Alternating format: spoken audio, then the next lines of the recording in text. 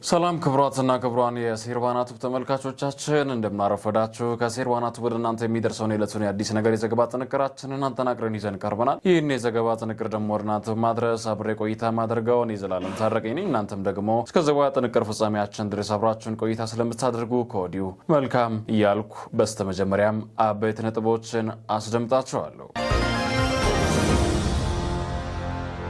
ለነዳጅ ምርቃት በሚል ነዳጅ ያለአግባብ ያፈሰሱ አካላት የ3 ወር እገዳ ተጣለባቸው። የጃፓኑ ኩባንያ በኢትዮጵያ ኢንቨስት እንዲያደርግ ጥሪ ቀረበለት።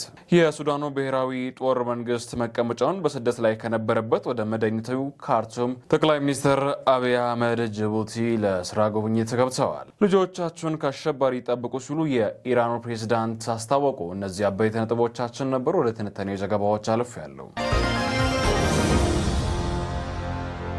በኢትዮጵያ እየተስፋፋና እየፈጠነ የመጣው የከተሞች መስፋፋት በመኖሪያ ቤትና መሰረተ ልማት ላይ ጫና ፈጠረ።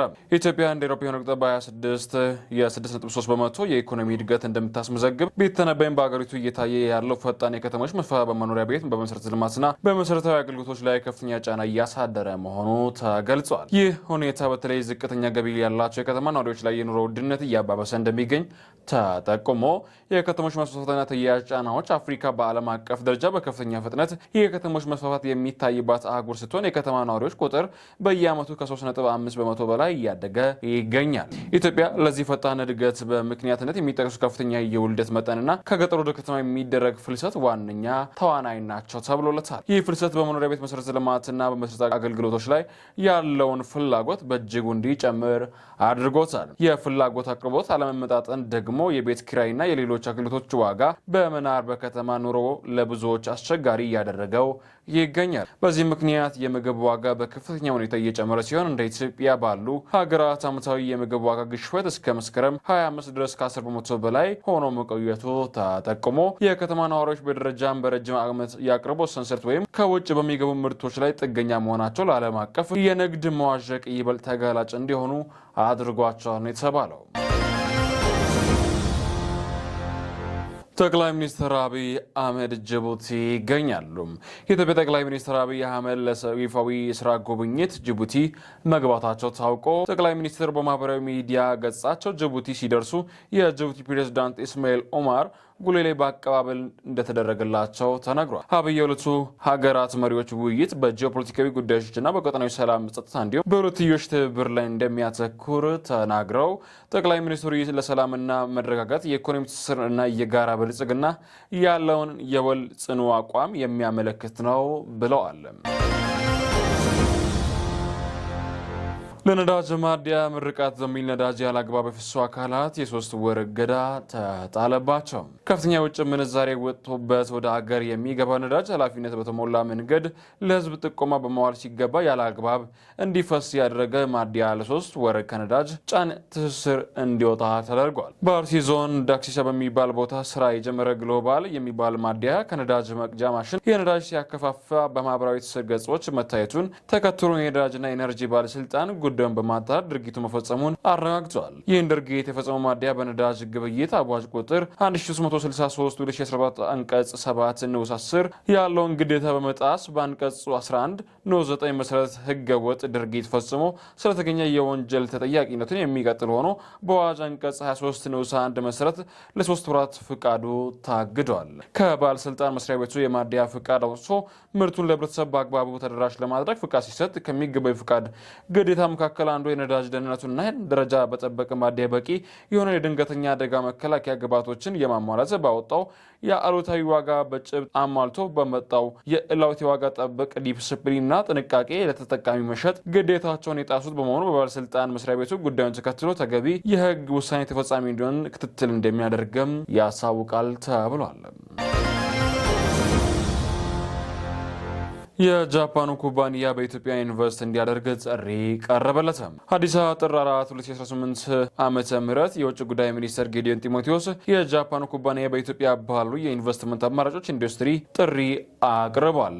ጌዲዮን ጢሞቴዎስ በጃፓኑ የውጭ ጉዳይ ሚኒስትር ዴታ ከሚነሱት አያኖ ከተማ የንግድና ኢንቨስትመንት ልኡካን ቡድን ጋር ተወያይቷል። ሚኒስትሩ በዚህ ወቅት የኢትዮጵያና የጃፓን ታሪካዊ ግንኙነት ያላቸው እንዲሁም በሁለትዮሽና ባለብዙ ወገን የግንኙነት መድረኮች ጠንካራ ትብብር እንዳላቸው አጋርነታቸውን አሳይተው ጃፓን ለምታደርጋቸው የልማት ድጋፎች ያመሰገኑት ጌዲዮን ጢሞቴዎስ የሁለቱ ሀገራት ግንኙነት በንግድና ኢንቨስትመንት እየተሻሻለ መምጣቱን የበለጠ ሊያጠነክር እንደሚገባ ተናግረዋል። በተጨማሪም ከ35 በላይ የጃፓኑ ኩባንያ የተውጣጡ 48 የቢዝነስ ልዑካን ቡድን በኢትዮጵያ ያለውን ምቹ ንግድና ኢንቨስትመንት አማራጮችን በተመለከተ ገለጻ መስጠታቸውን የሚኒስቴር መረጃ ያመላከተ ሆኖ የጃፓን ውጭ ጉዳይ ሚኒስትር ዴኤታ ከሚነሱት አያኖ በበኩላቸው የኢትዮጵያና የጃፓን ግንኙነት በንግድና ኢንቨስትመንት የበለጠ አጠናክሮ ማስቀጠል ይገባዋል ሲሉ ተናግረዋል።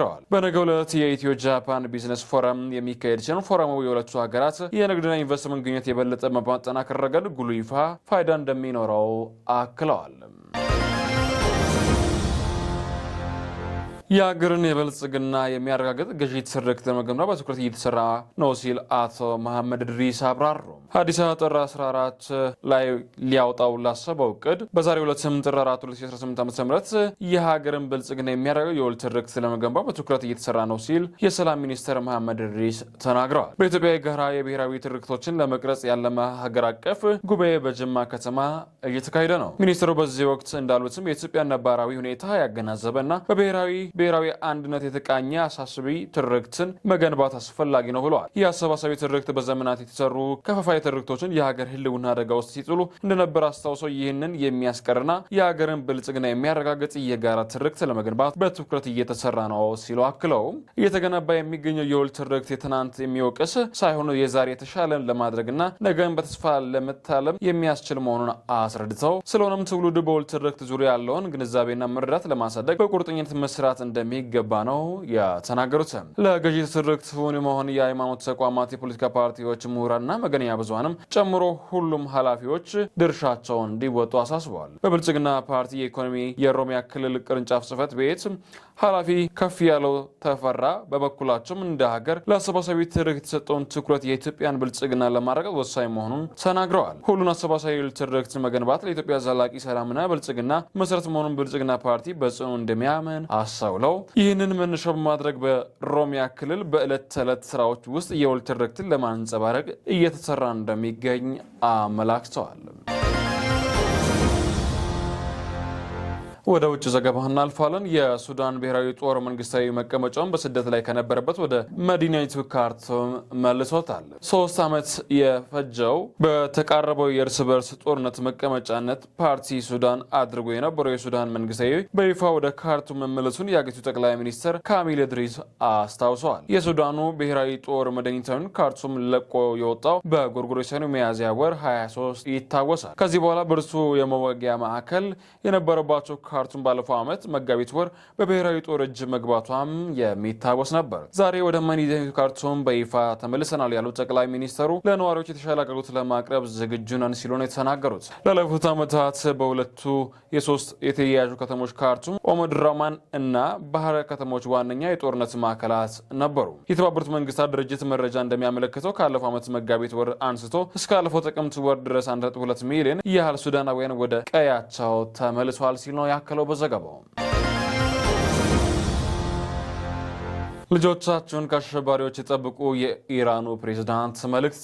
የኢራኑ ፕሬዝዳንት ሙሴድ ፔዛኪሺያን በሀገሪቱ እየተካሄደ ያለው መጠነ ሰፊ ተቃውሞ ተከትሎ ለመላው የሀገሪቱ ሕዝብ አስቸኳይ መልእክትን አስተላልፈዋል። ፕሬዝዳንቱ ወላጆችን ልጆቻቸውን ሰዎችን ከሚያርዱና ከሚገድሉ አሸባሪዎች ጋር እንዳይቀላቀሉ እንዲመክሩ ነው የተናገሩት። የውጭ ጣልቃ ገብነት አሜሪካና እስራኤል በሀገር ውስጥ በውጭ ያሰለጠኗቸውን አሸባሪዎች ወደ ሀገር ውስጥ በማስገባት መስጂዶች እንዲቃጠሉ፣ ሁከት እንዲነሳ እያደረጉ ነው ሲል ከሰው የመንግስት ተቃዋሚ መንግስቶችም የሰላማዊ ተቃዋሚዎችን ድምጽ ለማሰማትና የኢኮኖሚ ጥያቄን ምላሽ ለመስጠት ዝግጁ መሆን ግልጽ ንብረት የሚያወዱት ግን ጠላት ያሰማራቸው አሸባሪዎች ናቸው ሲሉ ጠርተዋቸዋል። እርሳቸው ደግሞ ምላሽ ለመስጠት ማንኛውንም ጥያቄ መፍትሄ ለማበጀት ዝግጁ እንደሆኑ እየተናገሩ ይገኛሉ። የሁኔታው አሳሳቢነት ላለፉት 2 ሳምንታት በቆየ ተቃውሞ የሟቾች ቁጥር ከ500 በላይ መድረሱን የሰብአዊ መብት ተሟጋች ድርጅት ተናግሮታል። የአሜሪካና የኢራን ፍጥጫም ፕሬዚዳንት ዶናልድ ትራምፕ አሜሪካን ለመርዳት ዝግጁ መሆኑን ሲገልጹ፣ ቴሄራን በበኩሏ ጥቃት ከምትፈጽምበት አካባቢ የሚገኝ የአሜሪካ ጦር ስፍሮች እና እስራኤል ላይ የአጸፋ እርምጃ እንደምትወስድ አስጠንቅቃለች።